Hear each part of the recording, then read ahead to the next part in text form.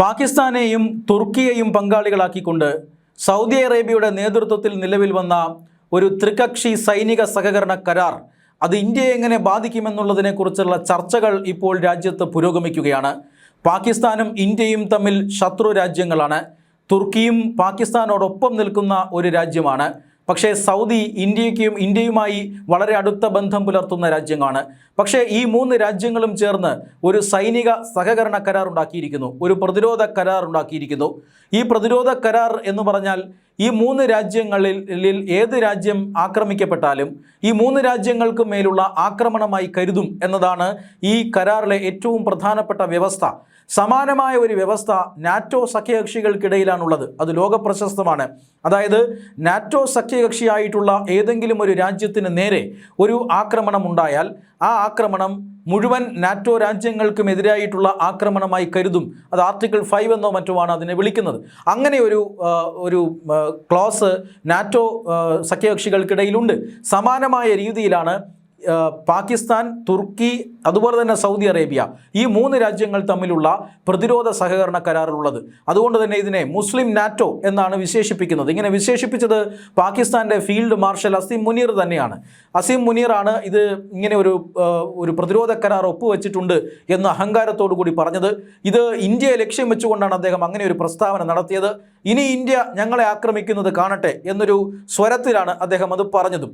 അതായത് നമുക്കറിയാം, ഓപ്പറേഷൻ സിന്ദൂർ നടക്കുന്ന സമയത്ത് പാകിസ്ഥാനെ അളവില്ലാതെ സഹായിച്ച ഒരു രാജ്യമാണ് തുർക്കി. അതായത് പാകിസ്ഥാനുമായി സൈനിക സഹകരണമുള്ള ഒരു രാജ്യത്തെ കണക്ക് ഇന്ത്യയെ ആക്രമിക്കാനായി ഡ്രോണുകളും പണവും അതുപോലെ തന്നെ മറ്റെല്ലാ വിവരങ്ങളും പാകിസ്ഥാന് തുർക്കി നൽകിയിരുന്നു. എന്നാൽ സൗദി അറേബ്യ അങ്ങനെയുള്ള ഒരു രാജ്യമായിരുന്നില്ല. സൗദി അറേബ്യയും ഇന്ത്യയും തമ്മിൽ വളരെ മികച്ച ഒരു വ്യാപാര പങ്കാളിത്തമുണ്ട്. ഇന്ത്യ ഏറ്റവും കൂടുതൽ ഓയിൽ ഇമ്പോർട്ട് ചെയ്യുന്ന ഒരു രാജ്യമാണ്. ഇന്ത്യയിലേക്കുള്ള ഓയിൽ ഇറക്കുമതിയുടെ നല്ലൊരു ഭാഗം വഹിക്കുന്നത് ഇപ്പോഴും സൗദി അറേബ്യയാണ്. റഷ്യയിലേക്ക് നമ്മൾ ഫോക്കസ് മാറ്റിയെങ്കിലും റഷ്യ കഴിഞ്ഞാൽ ഇപ്പോൾ രണ്ടാമത് നിൽക്കുന്നത് സൗദി അറേബ്യയാണ്. അതുകൊണ്ട് തന്നെ സൗദി അറേബ്യയ്ക്കും ഇന്ത്യക്കും തമ്മിൽ ഒരിക്കലും വേർപിരിയാൻ കഴിയാത്ത ഒരു വ്യാപാര ബന്ധമുണ്ട്. അതിനും അപ്പുറം സൗദി അറേബ്യയിൽ ധാരാളം ലക്ഷക്കണക്കിന് ഇന്ത്യൻ ഡയസ്പോറയുണ്ട്. അതുകൊണ്ട് രണ്ട് രാജ്യങ്ങളും തമ്മിൽ വേർപിരിയാൻ കഴിയാത്ത ഒരടുപ്പമാണുള്ളത്. വളരെ മികച്ച സൗഹൃദ ബന്ധമാണ് രണ്ടു രാജ്യങ്ങളും തമ്മിലുള്ളത്. ലക്ഷക്കണക്കിന് ഡോളറിൻ്റെ വ്യാപാരം, അതോടൊപ്പം തന്നെ ഈ പറയുന്നത് പോലെയുള്ള പീപ്പിൾ ടു പീപ്പിൾ കോണ്ടാക്ട്, ജനങ്ങൾ തമ്മിലുള്ള ഒരു സഹകരണം, അതെല്ലാം ഇരു രാജ്യങ്ങളും തമ്മിലുണ്ട്. അങ്ങനെയുള്ള ഒരു രാജ്യം ശത്രുപാളയത്തിലേക്ക് പോയി എന്നതാണ് ഇപ്പോൾ ഇന്ത്യയെ ആശങ്കയാക്കുന്ന കാര്യമെന്നൊക്കെ പലതരത്തിലുള്ള വിശദീകരണങ്ങൾ വരുന്നുണ്ട്. ഇതിൽ ഇന്ത്യ ഭയക്കേണ്ടതുണ്ടോ എന്ന ചോദ്യവും ചർച്ചയാകേണ്ടതുണ്ട്. അത്ര കണ്ട് ഭയം ഇന്ത്യ പ്രകടിപ്പിക്കേണ്ടതില്ല എന്ന് തന്നെയാണ് ഈ രംഗത്തെ പല വിദഗ്ധരും പറയുന്നത്. പക്ഷേ ജാഗ്രത കാണിക്കേണ്ട സാഹചര്യമുണ്ട് എന്നും അവർ പറയുന്നു. ഇതിൽ നമ്മൾ ജാഗ്രതപ്പെടേണ്ട ഏറ്റവും പ്രധാനപ്പെട്ട കാര്യം എന്നത്, എന്തുകൊണ്ട് നമ്മൾ ഈ ഒരു സൈനിക സഹകരണ കരാറിനെ പേടിക്കേണ്ടതില്ല എന്ന് ചോദിച്ചാൽ, ഈ പറയുന്നത് പോലെ ഏതെങ്കിലും ഒരു രാജ്യത്തെ ആക്രമിച്ചാൽ മറ്റ് രണ്ട് രാജ്യങ്ങളും ഈ പറയുന്ന ആക്രമിച്ച രാജ്യത്തിന് മുകളിൽ ചാടി വീഴും എന്നാണല്ലോ ഈ ക്ലോസ് പറയുന്നത്. പാകിസ്ഥാനൊക്കെ വിശ്വസിച്ചിരിക്കുന്നത് അങ്ങനെയാണ്. അതായത് പാകിസ്ഥാന് മേൽ ഇന്ത്യ ആക്രമണം നടത്തി എന്ന് വിചാരിക്കുക. ഓപ്പറേഷൻ സിന്ദൂർ എന്ന മോഡലിൽ പാകിസ്ഥാന് മേൽ ഒരു ആക്രമണം ഇന്ത്യ നടത്തി. അങ്ങനെ ആക്രമിക്കുമ്പോൾ ഉടനെ തുർക്കിയുടെയും സൗദി അറേബ്യയുടെയും യുദ്ധവിമാനങ്ങൾ പറന്നു വന്ന് ഇന്ത്യയിൽ ബോംബിടുമെന്നോ സൗദി അറേബ്യയുടെയും തുർക്കിയുടെയും മിസൈലുകൾ ഇന്ത്യയിലേക്ക് വരുമെന്നോ ഇതിനർത്ഥമില്ല. അതായത് ഇന്ത്യ പാകിസ്ഥാൻ സംഘർഷം ഉണ്ടായാൽ അതിൽ ഇന്ത്യക്കെതിരെ ഇടപെടലുകൾ നടത്തണമോ എന്ന് സൗദി അറേബ്യയ്ക്ക് തീരുമാനിക്കാമെന്നൊരു സാഹചര്യമുണ്ട്.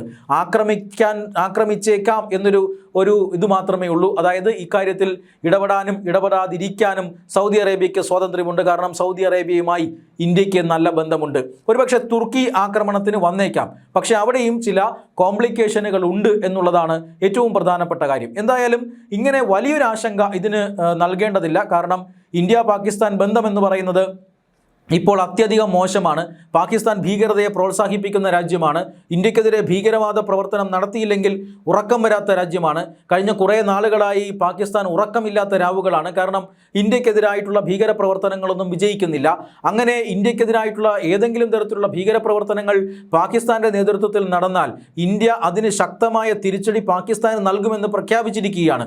അതുകൊണ്ട് തന്നെ അങ്ങനെ ഒരു തിരിച്ചടി തങ്ങൾക്കുണ്ടാകരുത്. അങ്ങനെ ഒരു തിരിച്ചടി വന്നാൽ ഇപ്പോൾ ഇന്ത്യ ഇന്ത്യയെ സംബന്ധിച്ചിടത്തോളം അല്ലെങ്കിൽ ഇപ്പോൾ പാകിസ്ഥാനെ സംബന്ധിച്ചിടത്തോളം വിലയിരുത്തുന്നത് ഇന്ത്യ പാകിസ്ഥാനിൽ കയറിയെടുത്ത് അടിച്ചു കഴിഞ്ഞാൽ ഒരു രാജ്യവും ചോദിക്കാനില്ല എന്നുള്ള സ്ഥിതിവിശേഷം ഇപ്പോഴുണ്ട്. എന്നാൽ അത് മാറി ആരെങ്കിലുമൊക്കെ ചോദിക്കാൻ വരണം. ഇന്ത്യയും പാകിസ്ഥാനും തമ്മിൽ സംഘർഷമുണ്ടായാൽ ഇന്ത്യയോട് അത് നിർത്തണം എന്ന് പറയാനായി ചില രാജ്യങ്ങൾ ഉണ്ടാകണം എന്ന് പാകിസ്ഥാൻ ആഗ്രഹിക്കുന്നു. അതിനു വേണ്ടിയിട്ടാണ് അമേരിക്കയോടൊപ്പം ചേർന്ന് നിന്ന് അമേരിക്കയെ സഹായിക്കുന്ന നിലപാടുകൾ അസീം മുനീർ സ്വീകരിക്കുന്നത്. കാരണം ഓപ്പറേഷൻ സിന്ദൂർ അവർക്ക് വലിയൊരു പാഠമാണ് നൽകിയത്. ഇന്ത്യ ആക്രമണം കടുപ്പിച്ചിരുന്നെങ്കിൽ പാകിസ്ഥാൻ ഇന്നില്ലാത്ത ഒരു സാഹചര്യം ഉണ്ടായിരിക്കും. കാരണം ഇന്ത്യയുടെ ഉദ്ദേശം പാകിസ്ഥാന്റെ ടെറിട്ടറി പിടിച്ചെടുക്കുക എന്നതല്ലാത്തത് കൊണ്ട് മാത്രമാണ് പാകിസ്ഥാൻ ഇപ്പോഴും നിലനിൽക്കുന്നത്, രാജ്യമായി തുടരുന്നത്. അത് പാകിസ്ഥാന് മനസ്സിലായിട്ടുണ്ട്. പക്ഷേ പാകിസ്ഥാനും ഇന്ത്യയും തമ്മിലൊരു സംഘർഷം ഉണ്ടായാൽ ഇന്ത്യക്ക് ഇപ്പോൾ ഏതറ്റം വരെയും പോകാൻ സാധിക്കുമെന്ന് പാകിസ്ഥാൻ അറിയാം. ഇന്ത്യയുടെ യഥാർത്ഥ സൈനിക ശക്തി ഓപ്പറേഷൻ സിന്ദൂറിലൂടെ ഏറെക്കുറെ പാകിസ്ഥാൻ മനസ്സിലാക്കിയിട്ടുണ്ട്. അതിനെ തടുത്തു നിർത്താനായി അമേരിക്കയെ പോലെയുള്ള ചില രാജ്യങ്ങളുമായി, ഈ പറയുന്ന സൗദി അറേബ്യയെ പോലെയുള്ള ചില രാജ്യങ്ങളുമായി ചില നീക്കുപോക്കുകൾ ഉണ്ടാക്കേണ്ടത് പാകിസ്ഥാനെ സംബന്ധിച്ചിടത്തോളം വളരെ പ്രധാനപ്പെട്ടതാണ്. അതുകൊണ്ട് തന്നെ ഇന്ത്യ ഒറ്റയ്ക്ക് സ്വന്തം കാലിൽ നിന്ന് തിരിച്ചടിക്കുമ്പോൾ മറ്റുള്ളവരുടെ സഹായമില്ലാതെ പാകിസ്ഥാന് തിരിച്ചടിക്കാൻ പറ്റാത്ത സഹായമുണ്ട്. അതാണ് ഇവിടുത്തെ ഏറ്റവും പ്രധാനപ്പെട്ട കാര്യം. പാകിസ്ഥാൻ സൗദി അറേബ്യയുമായും തുർക്കിയുമായും ഇങ്ങനെ ഒരു പ്രതിരോധ കരാറിന് പോയതിന് പിന്നിലെ രഹസ്യം ഇതുതന്നെയാണ്.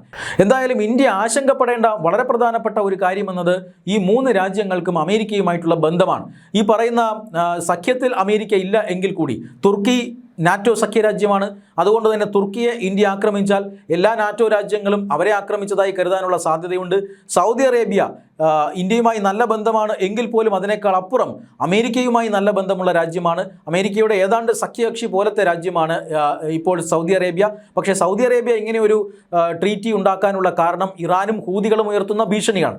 എന്തായാലും ഈ സൗദി അറേബ്യയ്ക്ക് നേരിട്ട് അമേരിക്കയുമായി നല്ല ബന്ധമുണ്ട്. തുർക്കിക്ക് അമേരിക്കയുമായി നല്ല ബന്ധമുണ്ട്. കാരണം തുർക്കി നാറ്റോ സഖ്യകക്ഷിയാണ്. പാകിസ്ഥാനും ഇപ്പോൾ അമേരിക്കയുമായി നല്ല ബന്ധമുണ്ട്. അതുകൊണ്ട് തന്നെ അമേരിക്കൻ ഇടപെടലാണ് ഇവിടെ ഏറ്റവും പ്രധാനപ്പെട്ട ഒരു കാര്യം. കാരണം തുർക്കിക്ക് ഇപ്പോൾ അമേരിക്ക F-35 വിമാനങ്ങൾ നൽകാം എന്ന് സമ്മതിച്ചിരിക്കുകയാണ്. കഴിഞ്ഞ ഏതാനും മാസങ്ങൾക്ക് മുമ്പ് ഡൊണാൾഡ് ട്രംപ് തുർക്കി സന്ദർശിച്ചപ്പോൾ അവർക്ക് ഉറപ്പ് കൊടുത്തിരിക്കുകയാണ്. നേരത്തെ തുർക്കിക്കെതിരെ അമേരിക്ക ഒരു വലിയ ഉപരോധമൊക്കെ പ്രഖ്യാപിച്ചിരുന്നു.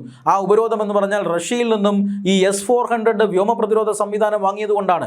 നാറ്റോ സഖ്യകക്ഷിയായി ഇരുന്നു കൊണ്ട് നാറ്റോയുടെ ഏറ്റവും പ്രധാനപ്പെട്ട ശത്രു രാജ്യമായ റഷ്യയുടെ വ്യോമ പ്രതിരോധ സംവിധാനം എന്തിനു വാങ്ങിയെന്ന ചോദ്യമാണ് അമേരിക്ക ഈ തുർക്കിയോട് ചോദിച്ചത്. അതിൽ തുർക്കി പെട്ടുപോയി. വാങ്ങിയെങ്കിലും ഇത് ഉപയോഗിക്കാൻ സാധിക്കാതെ ഈ S-400 ഒരു മൂലയ്ക്ക് ഇരുത്തുകയാണ് തുർക്കി ചെയ്തത്. മാത്രമല്ല അതുകൊണ്ട് തന്നെ വലിയ ഉപരോധം ഇപ്പോൾ നേരത്തെ അമേരിക്ക ഏർപ്പെടുത്തിയിരുന്നു. ഇത് ഉപയോഗിക്കാതെ S-400 സേനയ്ക്ക് കൊടുക്കാതെയാണ് ഈ ഉപരോധത്തെ തുർക്കി മറികടന്നത്.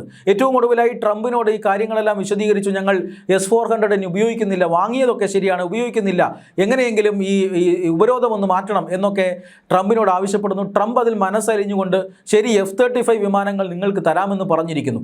അത് വളരെ അപകടകരമായ ഒരു സാഹചര്യം ഉണ്ടാക്കും. കാരണം F-35 യുദ്ധവിമാനങ്ങൾ ഇന്ത്യക്കടക്കം ഭീഷണിയാകും അത് തുർക്കിയുടെ കയ്യിലിരുന്നാൽ. ഇത് വളരെ വിശദമായി തന്നെ ഇസ്രായേൽ ചൂണ്ടിക്കാണിക്കുന്നുണ്ട്. ഒരു കാരണവശാലും F-35 യുദ്ധവിമാനങ്ങൾ അമേരിക്ക തുർക്കിക്ക് നൽകരുത് എന്ന് അവർ ശക്തമായി വാദിക്കുകയാണ്.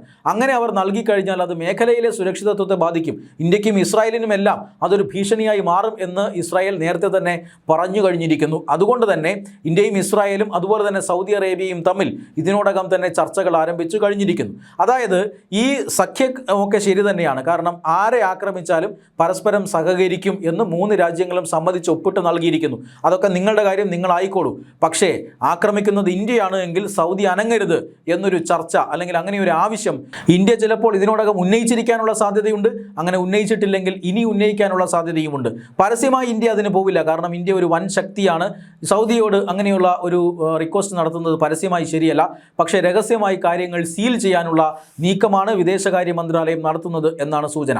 മാത്രമല്ല ഇസ്രായേൽ വഴി ഈ പറയുന്ന അമേരിക്കയുടെ F-35 നയതന്ത്രം അല്ലെങ്കിൽ F-35 ഡീല് അത് നടക്കാനിരിക്കാനുള്ള തയ്യാറെടുപ്പുകളും ഇന്ത്യ നടത്തുന്നുണ്ട് എന്നാണ് സൂചന. തീർച്ചയായും കരാർ അതൊരു ഭീഷണി തന്നെയാണ്. ത്രികക്ഷി കരാറാണ്, അത് ഭീഷണിയാണ്. പാകിസ്ഥാൻ അതിനകത്ത് അംഗമാണ്. പാകിസ്ഥാൻ ഈ ഒരു സാഹചര്യം ഉപയോഗപ്പെടുത്തിക്കൊണ്ട് വല്ലാത്ത സാഹസം ഇന്ത്യക്കെതിരെ കാണിക്കുമെന്നുറപ്പാണ്. അതുകൊണ്ട് തന്നെ ഇന്ത്യയും അതിന് മറുമരുന്ന് കണ്ടെത്തിയിരിക്കുന്നു. മറ്റു മാർഗങ്ങളിലൂടെ അമേരിക്കയെയും സൗദി അറേബ്യയും ഇസ്രായേലിനെയും എല്ലാം തടയാനുള്ള പല പ്രവർത്തനങ്ങളും ഇന്ത്യ ഇതിനോടകം തന്നെ നടത്തി കഴിഞ്ഞിരിക്കുന്നു. മാത്രമല്ല ആയുധങ്ങൾ കൊണ്ട് ഏറ്റുമുട്ടാനാണെങ്കിൽ ഇന്ത്യയും ഒരുക്കമാണ്. നീക്കമാണ് എന്ന് തന്നെയാണ് ഇന്ത്യ നേരത്തെ പല രാജ്യങ്ങളോടും പറഞ്ഞിട്ടുള്ളത്. ഇനിയിപ്പോൾ ഇന്ത്യ ലോകത്തിലെ ഒരു വൻകിട ശക്തിക്ക് മുന്നിലും വഴങ്ങുന്ന പ്രശ്നമില്ല, ആയുധം കാട്ടി ഇന്ത്യയെ ഭയപ്പെടുത്താൻ കഴിയില്ല എന്നിപ്പോൾ ഓപ്പറേഷൻ സിന്ദൂറിലൂടെ എല്ലാ രാജ്യങ്ങൾക്കും ബോധ്യപ്പെട്ടിരിക്കുന്നു. അതുകൊണ്ട് ഈ കരാർ പാകിസ്ഥാൻ്റെ ഒരു സമാധാനത്തിന് മാത്രമാണ്. ഈ കരാർ കക്ഷത്ത് വെച്ചുകൊണ്ട് അല്ലെങ്കിൽ ഈ കരാറിൻ്റെ തണലിൽ ഇന്ത്യക്ക് നേരെ ഭീകരാക്രമണം നടത്തിക്കളയാം എന്ന് പാകിസ്ഥാൻ വിചാരിക്കേണ്ട. ഈ രീതിയിലാണ് ഇപ്പോൾ കാര്യങ്ങൾ വിലയിരുത്തപ്പെടുന്നത്. കരാറിനെതിരെ അതിശക്തമായ മറുമരുന്ന് ഇന്ത്യ ഗവൺമെൻറ് ഇതിനോടകം തന്നെ തയ്യാറാക്കി കഴിഞ്ഞുവെന്നും സൂചനയുണ്ട്.